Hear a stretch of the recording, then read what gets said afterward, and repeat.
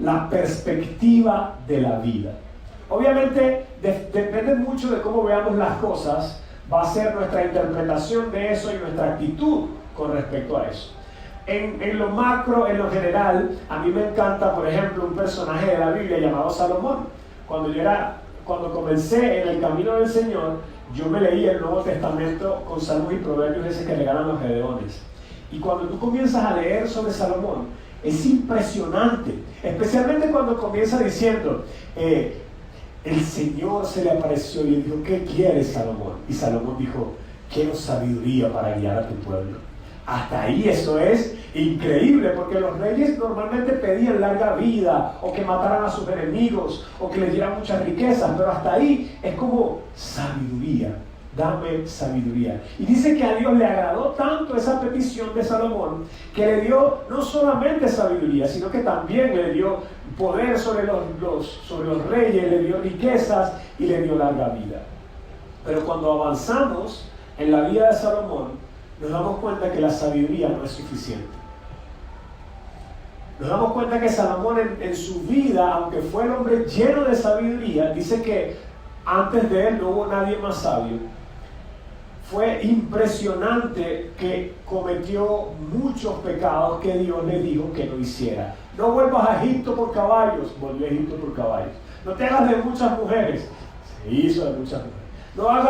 No acumules riquezas, acumuló. O sea, realmente Salomón cometió muchas fallas. Y el libro de Eclesiastés, que voy a leer con ustedes ahorita en la siguiente lámina, muestra una perspectiva que tiene muchísimas perspectivas teológicas, pero todos coincidimos en que es una perspectiva un poquito negativa de la vida, un poquito pesada, un poquito pesimista. Y quiero que vean conmigo esto que dice Eclesiastés 1, pues el verso 2 y luego el 9.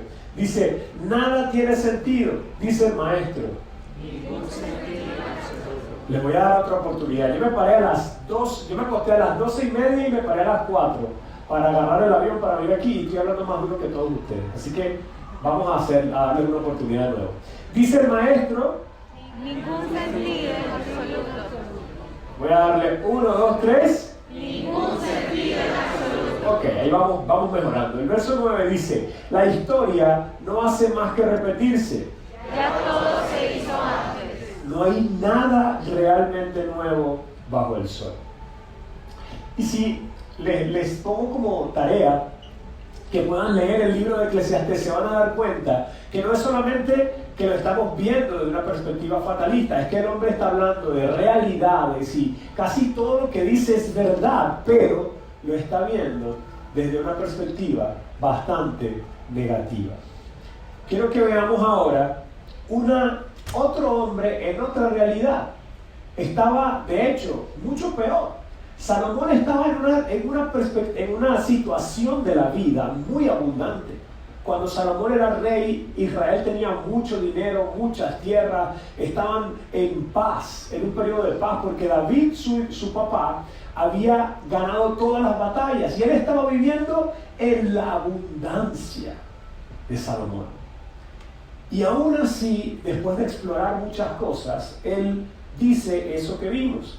Ahora, Daniel, el siguiente verso que vamos a leer, fue escrito en la época en que los judíos no estaban en la abundancia, sino más bien estaban conquistados por Babilonia. Eran básicamente como Ucrania en este tiempo. Estaban sitiados, rodeados, y de hecho ya se habían llevado a los líderes y a los mejores muchachos, se los habían llevado cautivos a Babilonia. Imagínense en este tiempo que Rusia termine de acabar con Ucrania y se lleve a lo mejor de Ucrania, a lo mejor, dicen ellos, los letrados, los gobernantes, los jóvenes de buen parecer, se los lleven a Rusia. Más o menos así estaban en el tiempo de Daniel. Pero entonces vienen a atacar y Daniel dice, esa noche el misterio le fue revelado a Daniel en una visión. Entonces alabó al Dios del cielo y dijo, ya voy, usted lee lo que está subrayado. Aquí está en una situación terrible, pero en cambio, a diferencia de Salomón, Daniel va a Dios. Y mira lo que dice, que Dios le revela un misterio y él comienza a decir: alabado sea el nombre de Dios por siempre y para siempre, porque a él pertenecen toda la sabiduría y todo el poder. Él controla el curso de los sucesos del mundo. Fíjense la diferencia, ¿no? Nada tiene sentido. Dios controla el curso de los eventos del mundo. Él quita reyes y pone otros reyes. Él da sabiduría a los sabios. Y conocimiento a los estudiosos. Sigue diciendo: Él revela cosas profundas y misteriosas y conoce lo que se oculta en la oscuridad, aunque Él está rodeado de luz. Te agradezco y te alabo, Dios de mis antepasados. Porque Porque nos has dado sabiduría y fortaleza. levante la mano hacia allá y ore por Verónica, Padre, bendice. Ok.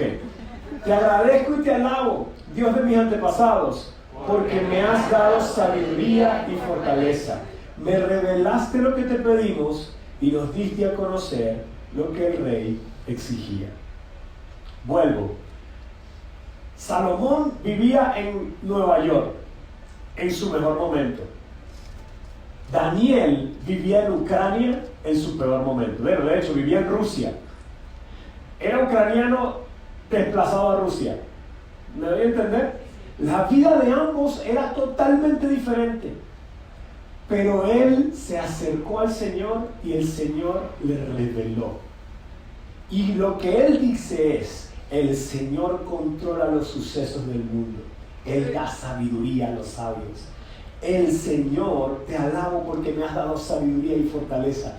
Y ustedes ven, obviamente, que la perspectiva de vida de los sucesos, aunque eran totalmente diferentes, para peor, el corazón de Daniel brotaba gratitud y había paz en medio de la tormenta.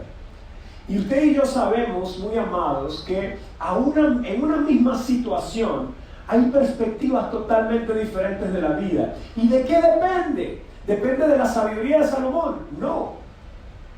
Depende de cuánto te acerques a Dios. Depende de cuánto te acerques a Dios.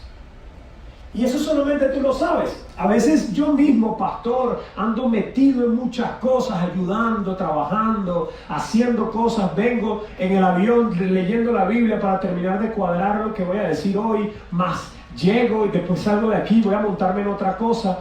Y obviamente, cuando andamos corriendo, a veces se nos pasa muy rápidamente el estar conectados con Dios.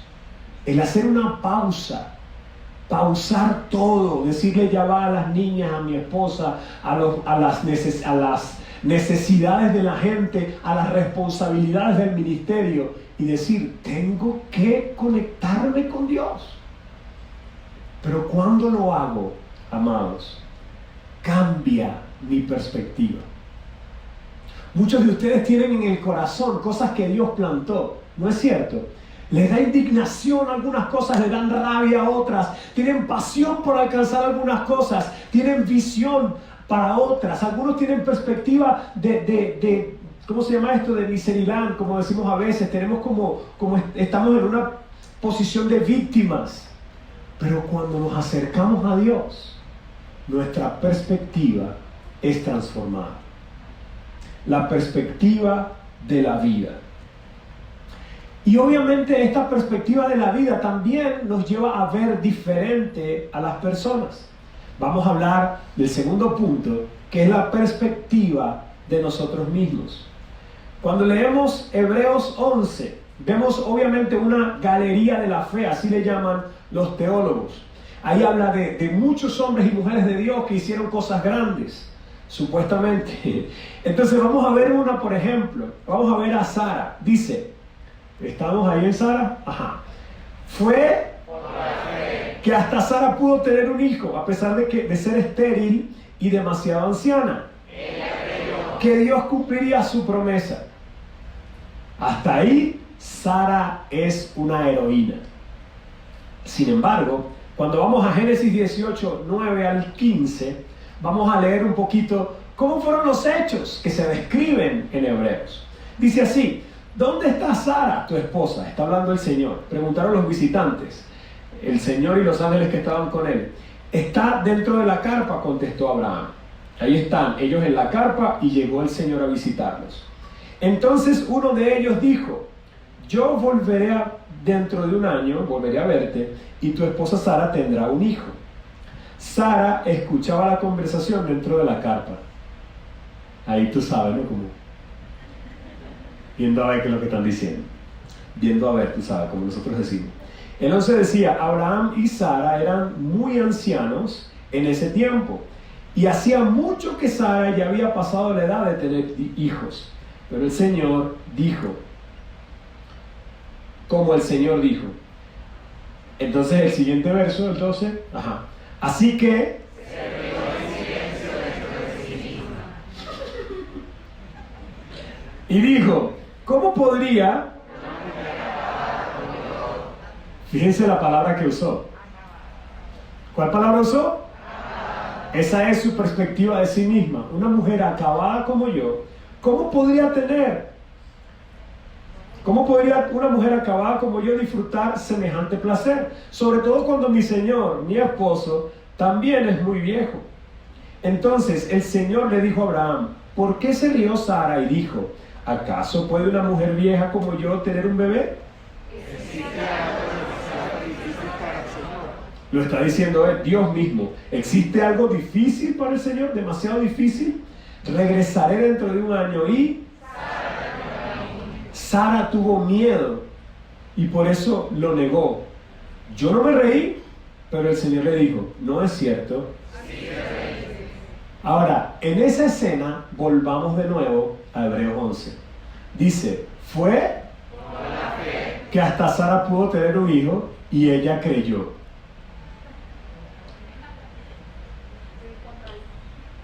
Hay algo como raro ahí, ¿verdad? Díganle al que está a su lado, es la perspectiva. La perspectiva de Dios, en la perspectiva de Dios, Dios está viendo a una mujer que, aunque rió, como diciéndolo, después que Dios lo repite, ella cree en su corazón. Desde la perspectiva nuestra, estamos diciendo: está descarada, se burló, se rió, y que no está creyendo nada. La perspectiva humana se enfoca en el error. La perspectiva de ella misma, de sí misma, dice: yo soy una mujer acabada, pero estaba pensando en ella y no en el Dios que tiene el poder para hacerlo. Ella iba a concebir en base al poder de ¿quién? De ella, de su propio cuerpo, de su propia... A ver, ¿qué mujer joven concibe con su propio cuerpo aún cuando están todas las condiciones dadas?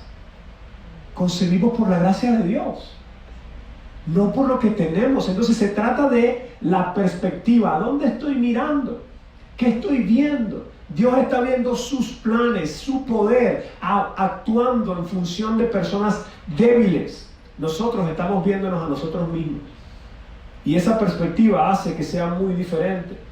Quiero que miremos otro ejemplo. Vamos a Moisés, en Éxodo 2, del 11 al 15. Dice: muchos años después, cuando ya era adulto, Moisés, ustedes ya conocen la historia, por lo menos una película en Semana Santa han visto, los que nos visitan por primera vez, saben quién es Moisés. Si no, véanse El Príncipe de Egipto. Entonces, preferiblemente léanse la Biblia, siento algunas miradas acusatorias por ahí. Dice: muchos años después, cuando ya era adulto, Moisés salió a visitar a los de su propio pueblo, a los hebreos, y vio con cuánta dureza los obligaban a trabajar. Durante su vida, vio que un egipcio golpeaba a uno de sus compatriotas hebreos. Entonces Moisés miró a todos lados para asegurarse de que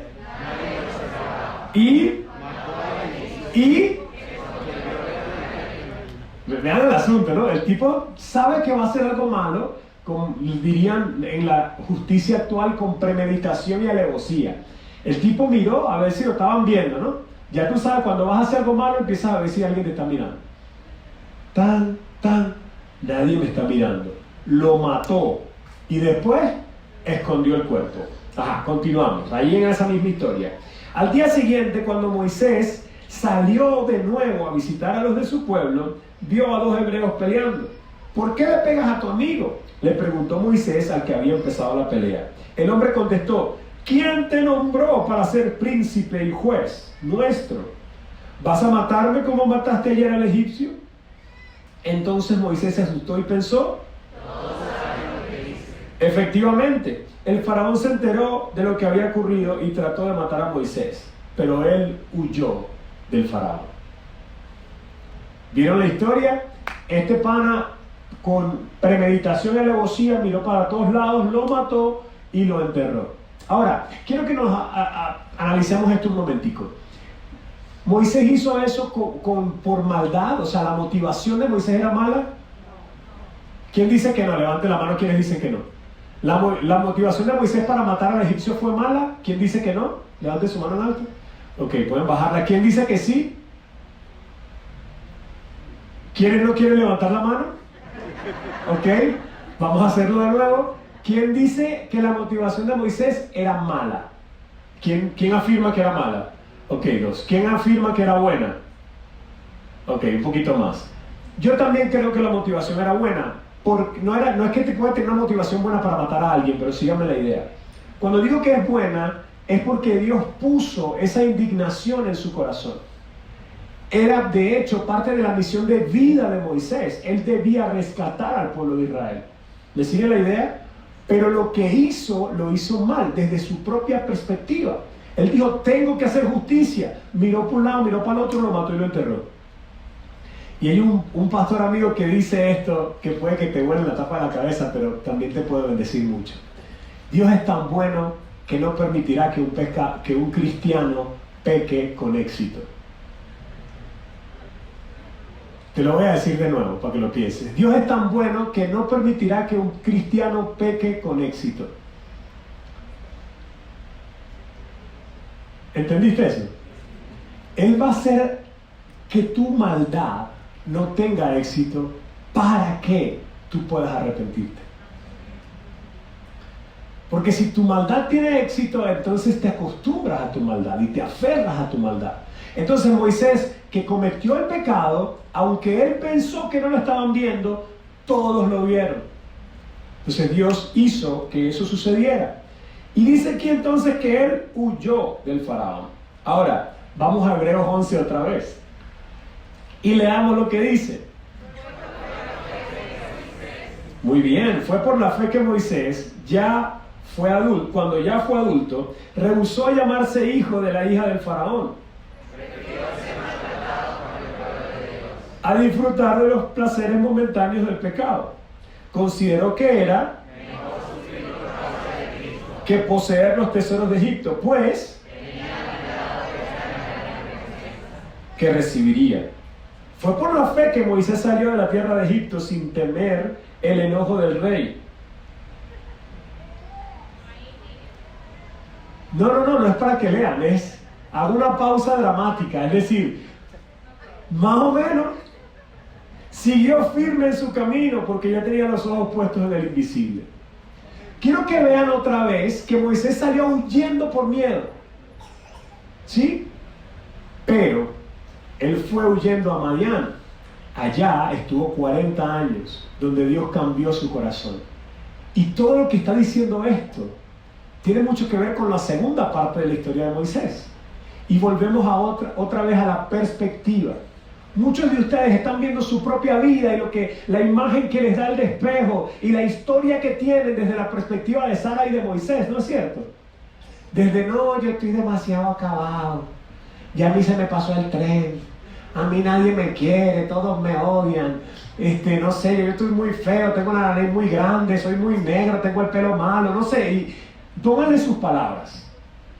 Oye, yo no voy a alcanzar los sueños que Dios me dio, yo no sirvo para esto. Pónganle sus palabras. Pero quisiera que levantaran la mano quienes se sienten identificados con por lo menos aunque sea un 5% de lo que estoy diciendo. Levanten la mano. Nuestra perspectiva de nosotros mismos es una cosa seria, pero la perspectiva de Dios es totalmente diferente. Dios te mira y ve lo puro que Él depositó en ti. Dios te mira y ve propósito. Dios te mira y ve futuro. Dios te mira y ve bendición. Dios te mira y ve perfección. Ahora, la última perspectiva de la que vamos a hablar es la perspectiva de los tiempos. Quiero que vayamos un momentito a 1 Corintios 3. Vayan conmigo. Muy bien, ahora se merece un aplauso. Ya vamos a orar por ella. Muy bien. Vamos rápido, vamos rápido.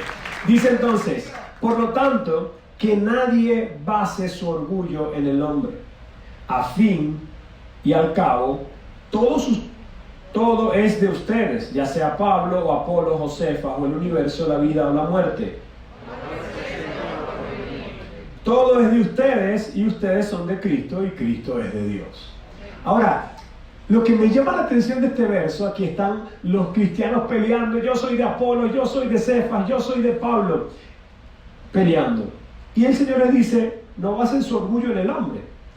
A todo les pertenece a ustedes. Cuando dice todo es todo, pero cuando empieza a describir, dice Pablo, Apolo, Cefas, el universo, la vida, la muerte, lo presente y lo porvenir. ¿No falta algo ahí? ¿Qué falta? ¿Qué falta? El pasado.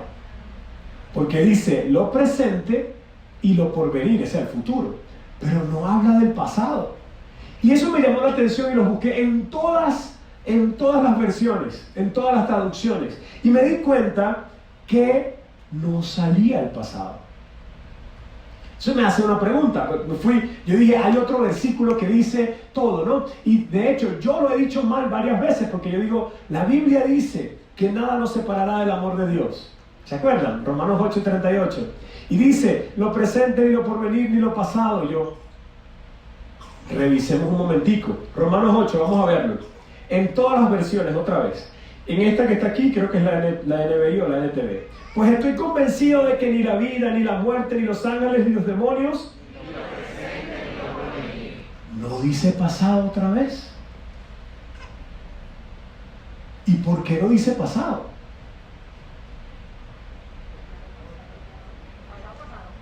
El pasado, eso es una buena frase. Y cierta, ¿no? El pasado pasó. Sin embargo, todavía me llama la atención y comencé a buscar por qué, teológicamente hablando, si estamos haciendo una perspectiva y diciendo que todo nos pertenece, ni lo presente ni lo que viene. Y después decimos, nada nos puede separar de Dios, ni lo presente ni lo que viene. ¿Y el pasado qué? Empecé a revisar desde la perspectiva de Dios qué del pasado, ¿no? Y hay muchas otras cosas que pudiera mencionar, pero solamente me voy a quedar con Filipenses 3:13. Dice, no, amados hermanos, no lo he logrado, diciendo Pablo acerca de la estatura de Cristo, del carácter que él necesita tener. Pero me concentro solo en esto. Y fijo la mirada. Y así. ¿Escuchaste eso? Vamos a leerlo de nuevo juntos. Me concentro solo en esto. Y fijo la mirada. Y así. Hay muchos de nosotros que están anclados a cosas que pasaron en el pasado. Que están anclados con culpa, que están anclados con sentimientos de inferioridad, que están anclados con sentimientos de condenación, con palabras que fueron marcadas en nuestro corazón del pasado. Y cuando miramos el pasado y fijamos nuestra mirada en el pasado, ¿qué es lo que no podemos hacer ahora? No avanzar. Eso está tremendo. Entonces Dios dice, a ustedes les pertenece todo, les pertenece el presente y les pertenece el futuro. Pero el pasado le pertenece a Dios. Y es Él el que hace lo que quiere con el pasado. Y hace una cosa que para nosotros es increíble. Y es perdonarnos. Y olvidarse de lo malo que hicimos. Y se olvida tan brutal que cuando hace una descripción de ti en Hebreos 11, si se escribieran más versículos y hablara de Ángel, o de Kevin, o de Estefanía, o de cada uno de nosotros, no diría lo que hay en tu mente. no diría lo que tú recuerdas, no diría tus errores del pasado, ni siquiera los que vas a cometer más adelante. Si se escribiera hoy más versos de Hebreos 11 hablando acerca de Jan, no hablaría de los errores que cometió. Él hablaría de lo que él quiere. Él hablaría. Él. Caramba, se escucha un poquito diferente. Ajá. Él no hablaría de los errores del pasado. Él no hablaría de lo que hiciste antes. Él hablaría en ese verso, hablaría del propósito que hay en ti y de lo que vas a alcanzar en él. No hablaría de que te escondiste, de que volteaste, de que mataste y enterraste. Hablaría de que Moisés, tenía el propósito de sacar al pueblo de Egipto. Esa pasión que había en Moisés era genuina y puesta por Dios.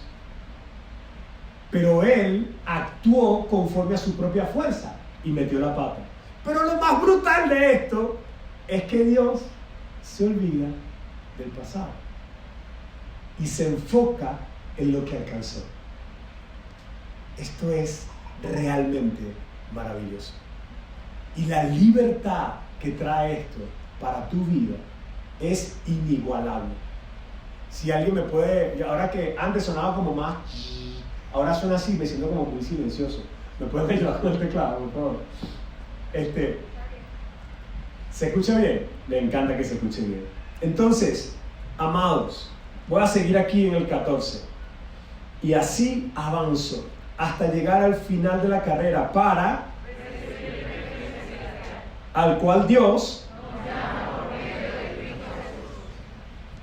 Imagínense que tuviéramos un superpoder en este momento y pudiéramos hacer, o sea, ¿quiénes vieron Hombres de Negro? ¿Se acuerdan? ¿Se acuerdan? Imagínense que podemos hacer eso y ustedes miran aquí todo el pasado que los hirió, todo el pasado que les trae condenación, todo el pasado que ustedes dicen, no, mira, es que me acuerdo de esto y yo sé que yo no sirvo, que yo estoy acabado como Sara, ¿no? Piensan en ese pasado. Imagínense que yo no tengo aquí el aparato por la fe y hago así, ¡puf! Y lo borro. ¿Qué podrían hacer? ¿Qué más? Avanzar. ¿Qué más podrían lograr? Valorar lo que tengo. ¿Qué más? Olvidar el pasado. ¿Qué más? ¿Qué más podrían hacer si dejamos el pasado atrás? ¿Cómo? Aceptar el presente. ¿Qué más? Recibir el premio celestial. Bueno, por lo menos enfocarme en eso hasta que el Señor venga. Y yo quiero, amados, decirles esto. Borrar el pasado es casi imposible. No puedo hacer esto. Me encantaría poder hacerlo, sería fino, ¿verdad? Pídale al Señor que me dé ese superpoder. Pero ¿saben qué sí podemos hacer? Reinterpretarlo. Cuando yo era muchacho, mi papá nunca fue a verme jugar básquet. Para mí eso fue un trauma de toda la vida. Cuando hicimos el proceso de paternidad que hacemos en la iglesia, en el grupo de apoyo, se los recomiendo a todos, yo llamé a mi papá para hablar con él y lo tenía al frente y mis manos me temblaban porque yo le quería decir, ¿por qué nunca fuiste a verme jugar? Pasé años jugando básquet y todos mis amigos iban con su papá y yo tenía una yuca por dentro muy profunda y bien grande contra mi papá por eso. Cuando le digo, papá, armé valor, ya le había hecho como 20 preguntas, pero al final armé valor y le pregunté, ¿por qué nunca fuiste a verme jugar? Y él me respondió, ¿por qué tú nunca me invitaste?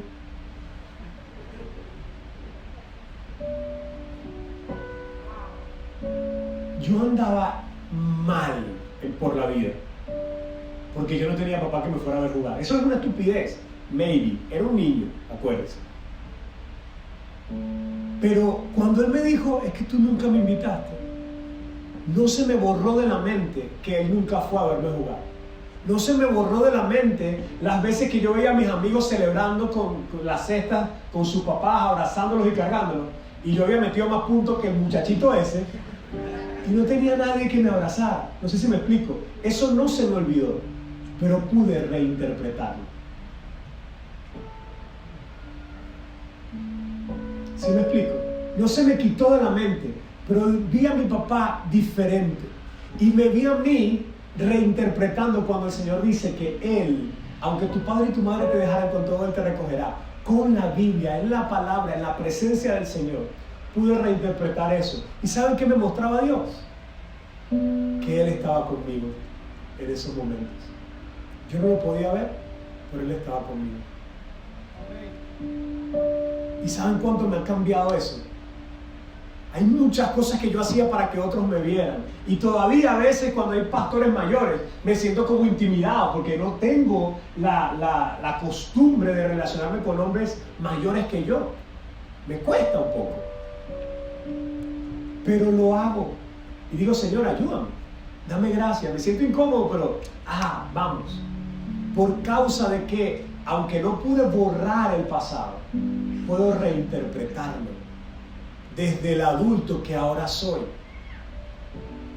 comprendiendo las responsabilidades de mi papá, comprendiendo que lamentablemente él no conocía del Señor, comprendiendo que mi papá no fue el único culpable. Hay cuotas de responsabilidad. Ahora como adulto lo entiendo, pero como niño no lo entendía. Entonces puedo reinterpretar mi pasado y puedo enfocarme, como dice la Escritura, en lo que viene por delante.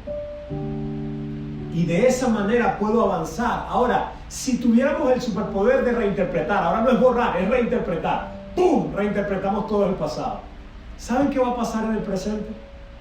Vamos a tener problemas otra vez.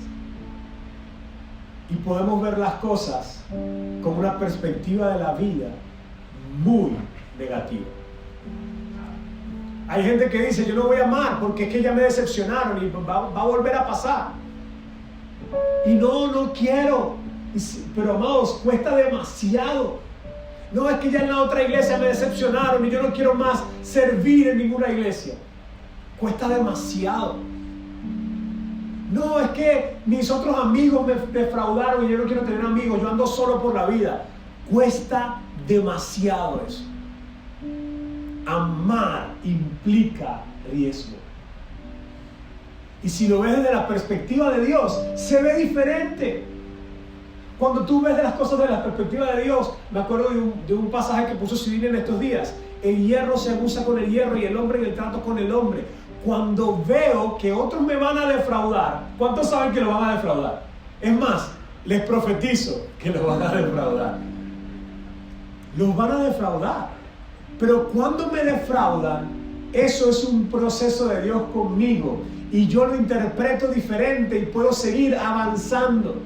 Porque estoy viendo las cosas desde lo que la palabra de Dios enseña, desde lo que la Biblia dice, desde la perspectiva de Dios.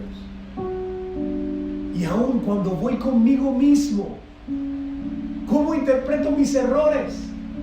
¿Cómo interpreto la capacidad que ahora tengo? Digo todo esto, amados, porque otra vez, el gigante se ve muy grande, el éxito se ve aterrorizante, pero desde la perspectiva de Dios, eso no es nada. Dios me habló de un pastor que se llama Rick Warren. Él se ganó un montón de millones de dólares con un libro que se llamó Vida con Propósito. ¿Cuántos lo han leído? ¿Y saben lo que hizo él? Dijo, esa es demasiada plata para mí. Agarró y ofrendó a la iglesia. Este es mi sueldo por los siguientes 20 años. Para que me paguen el sueldo. Para que no digan que los pastores se andan robando la plata. Pago mi sueldo.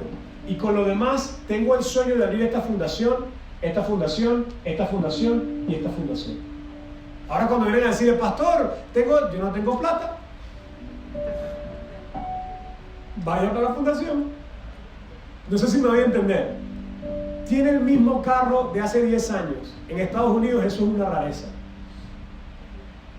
Porque él se refugió, no solamente mientras veía al gigante, sino también cuando llegó el éxito. Se refugió en el Señor. Y la perspectiva de Dios dice Nosotros creemos que no tenemos, creemos que no nos falta, y se nos ha predicado un evangelio por años de ora para que el Señor te dé un mercado. Pero amados, yo quiero orar a partir de ahora para saber a quién le doy un mercado. No sé si me explico. Eso también es perspectiva. Dios provee, sí, yo me estoy pariendo aquí para pagar arriendo, Señor, y un hermano me dio $100 y pude pagar el arriendo y comprar una hamburguesa. Estoy demasiado feliz. Y digo, sí, eso está bien, pero ¿qué tal si asumes responsabilidad de tu vida, de los dones que Dios te dio? Trabajas, estudias, haces todo lo que tienes que hacer y comienzas ahora a orar para saber a quién le vas a dar. Y yo que estoy en este proceso mental, me llegó una ofrenda, hermanos. Estaba sirviendo, nos pasa mucho, los muchachos pueden dar testimonio de eso. Yo estoy sirviendo en otro congreso, prácticamente haciendo nada, orando por la gente, por los niños, y me llegó un mensaje, te llegó una ofrenda, bien buena desde mi perspectiva.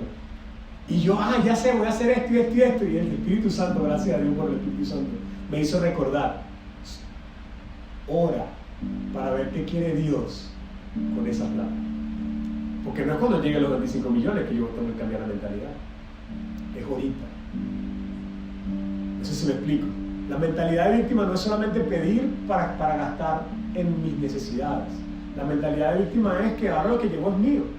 Es muy pequeña esa mentalidad. La mentalidad de Dios y la perspectiva de Dios es que de Jehová es la tierra y todo lo que hay en ella. Y si de Jehová es la tierra y todo lo que hay en ellos, entonces Él le dará a los buenos administradores lo que Él quiera dar. Entonces, si toda la plata que yo tengo en mi cuenta es de Dios, Señor, voy a empezar a orar para saber a quién, para saber cómo voy a administrar ese dinero. Perspectiva. La perspectiva de víctima anda buscando para pagar lo justo, anda buscando para comprar cosas. Hay gente que dice, no tengo para comprar un libro, pero tiene unos zapatos de $200. No tengo para invertir en un curso, pero tienen las antenas de DirecTV tiene DirecTV, tiene, ¿cuál otra más? Inter, y tiene como 5 antenas de entretenimiento, pero no tiene para pagar un curso para su matrimonio. ¿Sí me explico? Entonces, cuando hablamos de perspectiva, el asunto va mucho más allá. La perspectiva de Dios puede llevarte a sanar tu pasado, a replantearte tu futuro, a dejar de mirarte como víctima que necesita y comenzarte a ver como un buen mayordomo que hace que sus dones crezcan, que dirige sus talentos. Amados, todos ustedes tienen demasiado para dar, demasiado, pero nos corresponde crecer en el don que Dios nos dio. Y después de crecer en el don que Dios nos dio, ahora hay abundancia para administrar. Señor, ¿qué hago con tanto? Es una oración a veces más difícil que Señor provee.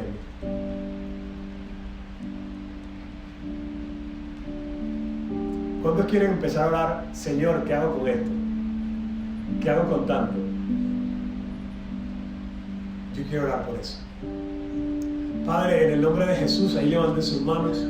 Yo quiero pedirte, Dios mío, que cambies nuestra mentalidad. Tú eres el dueño del oro y de la plata. Yo te pido, Señor, que nos des ideas, que nos des creatividad, que nos des pasión, que nos des buena mayordomía, para que tú puedas multiplicar la obra de nuestras manos. Y como dice tu palabra, tú eres quien nos da la habilidad para hacer riquezas. Yo oro, Señor, para que cada uno de mis hermanos cambie su perspectiva de víctima en la que hemos crecido y la que se ha fortalecido tal vez con este tiempo que vivimos de Venezuela y de la pandemia. Yo oro, Señor, para que los liberes de la mentalidad de víctimas y les permitas ver más, creer más, ser mejores mayordomos, y que ahora con lo que tienen en la cuenta o aún con lo que falta, ellos comiencen a orar: Señor, ¿qué hago con esto? Señor, ¿qué hago con esto que me das? Oro para que cambie nuestra perspectiva. Te lo pido en el nombre de Jesús. Amén y amén. Quiero hacer 2 o 3 oraciones más.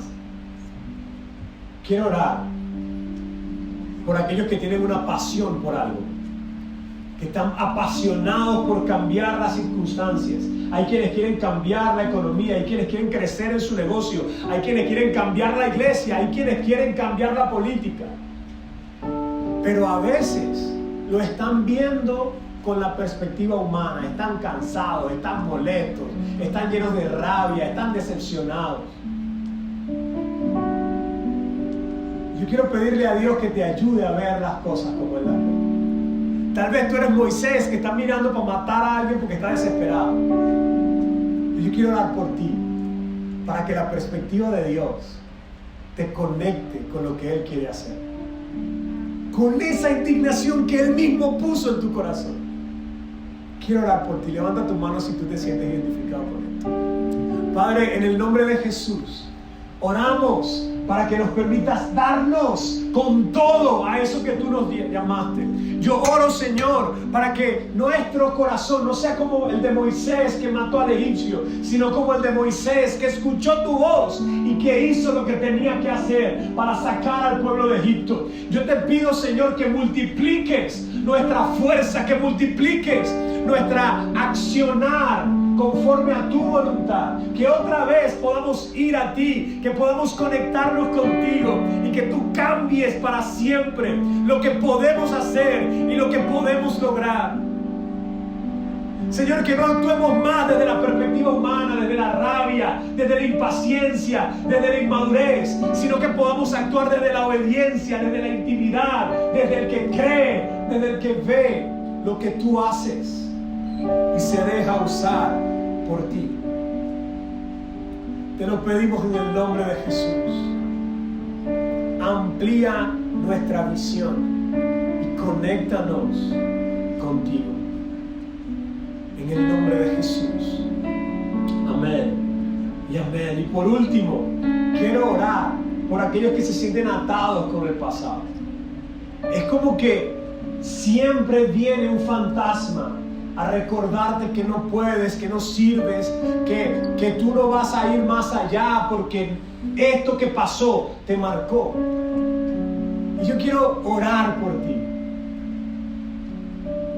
con este verso en mente y en mi corazón. Lo voy a leer de nuevo.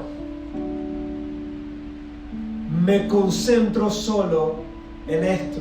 Olvido el pasado, lo reinterpreto. Fijo la mirada en lo que tengo por delante y avanzo hasta llegar al final de la carrera para recibir el premio celestial al cual Dios nos llamó por medio de Cristo Jesús. Si hay algo en tu pasado que te mantiene ahí atado, quiero orar por ti. Y hay personas incrédulas que dicen, eso no hace nada. Yo quiero decirte que en mí ha hecho muchas diferencias. Ha hecho muchas diferencias. Y que tal vez no es la magia de una oración, pero es el poder del Espíritu. Cuando tú vuelves a Dios y vuelves a Dios y vuelves a Dios.